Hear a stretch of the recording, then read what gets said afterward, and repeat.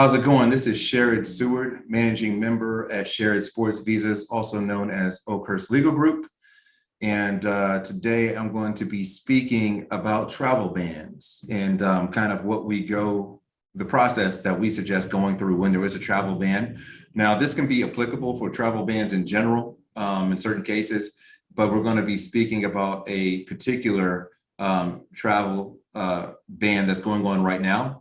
And it has to deal with the United Kingdom and the boxing industry. If you don't know already, there's been a report that's been put out that we can kind of confirm with several individual cases we're working on right now, where individuals affiliated or even loosely affiliated with the Kinahan family, which was formerly associated with MTK Boxing, which is one of the most prestigious and successful boxing management companies in the world. And there's like a lot of English champions and Irish champions that are affiliated with that group. And what happened was shortly after the Tyson Fury last title defense, which happened in Wembley Stadium, we started getting reports that people that normally travel in ESTA. Now, ESTA is a waiver of a visa that you can do in certain countries to come to travel to the United States. So you don't have to go and get an interview to enter the United States. You can just go online, fill out an application. Usually in about a day, they tell you you're authorized for travel. Well, we had several clients that we could see that their travel had been unauthorized, and also had other clients that had problems at the airport getting admitted. They were turned back and even had some intense questioning. So the first thing you do to address the problem is you have to get an audience. Now, in most cases, the audience cannot be received by just calling the embassy or going up to the airport and thinking that it's going to work out. And for almost everybody, you're going to have to get an interview for a visa to have that opportunity to address the travel ban.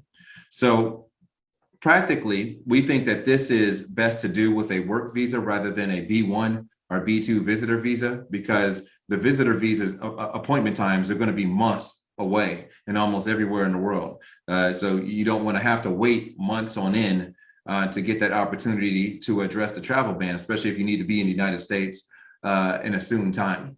So what we like to do is put people in the boxing industry on either the P or O visa, depending on what their situation is and what their eligibility is. The P1 and the O1 are available for athletes. And then for coaches, managers, support staff, other people, it's appropriate to get the O1 as a standalone if you're a high-level coach or promoter and have a lot of accolades and media about you. Or you can get a P1S or O2 essential support staff visa only if you're affiliated with an athlete that already has a P1. So if they have a P1 visa, you can go after the P1S essential support staff visa. Or if you have an athlete or even a promoter sometimes that is on an O1 visa, then you can get an O2 essential support staff visa. And what's good about those is that they have a low eligibility requirement compared to those other visa types. But as I said earlier, they have to be tied to a principal that has a P1 or O1. So if you don't have that, those options are not available to you, and you'll probably have to pursue your own visa under the O1 category if you're eligible. So what we like to do is as soon as we get a receipt notice for the cases, we go ahead and set an interview date. So that way you don't have to wait in line if you wait all the way until the approval. Now, if your case is not approved, and we should talk about that too, how long does it take to get a case approved? Well, if you use premium processing, which is available under all the P and O categories, you can get it to where USCIS gives you responses within 15 days. So it might be an approval before 15 days, or they might ask for more evidence. But it definitely gives you a timeline that you can rely on to get a decision on your visa, which you can use to set a date for your appointment. So if you get a receipt notice, we like to set the appointment out for maybe like 30 days on out, and it can be moved further back if necessary to accommodate the approval. Now, there's been certain cases where a visa hasn't been approved yet, and we still sent somebody to the consulate, and we just anticipated that we'd have to send the approval notice later because they won't just stamp your passport without that approval. It's not something that we like to do a lot, but in certain emergencies, you have to do what you have to do. So the next thing is after your visa gets approved and you have your interview date set, you're going to need a 212D3 waiver. So pretty much when you go to the consulate, have your interview, they're going to say that you're inadmissible, which means that they have refused to issue your visa. And that's going to be something we anticipate. And so we like to send our clients with a package that's called the 212D3 waiver, which includes all the information we anticipate they would want to look at to make a determination and ultimately find you admissible or admissible with a waiver. This is in the UK, this always includes an ACRO police report, national police report. And if we like to get support letters, any articles that help the situation, and also testimonial of support that kind of explain things that are in your favor.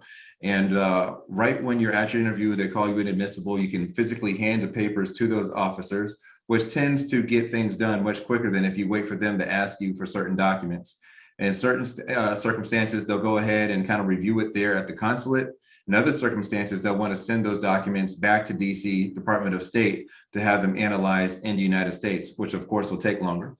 Now, unfortunately, there is no statutory time limit that the government can take to review a situation where you're trying to apply for a waiver and they have you in administrative processing. That's what it's called when they don't issue a decision on your visa yet and say we need more information. That's when they put you in administration processing. The other thing they do is like when you get denied or refused a visa. Now, while you can't have a timeline set to where they'll respond, you can speed that up by being prepared in the first place. And then if necessary, you can do a congressional inquiry where you go and ask your senator or US representative in your district to contact the consulate directly on your behalf if you have a petitioner. And then if they take a really long time, you can look into doing a federal lawsuit under mandamus, where you basically file a lawsuit saying that the government is taking too long and try to force them into making a decision. Now, it doesn't address what that decision will be. It's more of just a timing thing, which is really important to know, because I don't want people to apply for mandamus and then find out that they get denied, but it wasn't to influence the decision either way. It was to make sure that the decision happened in a timely fashion. And so that's the process that we take in most instances when there's a travel ban.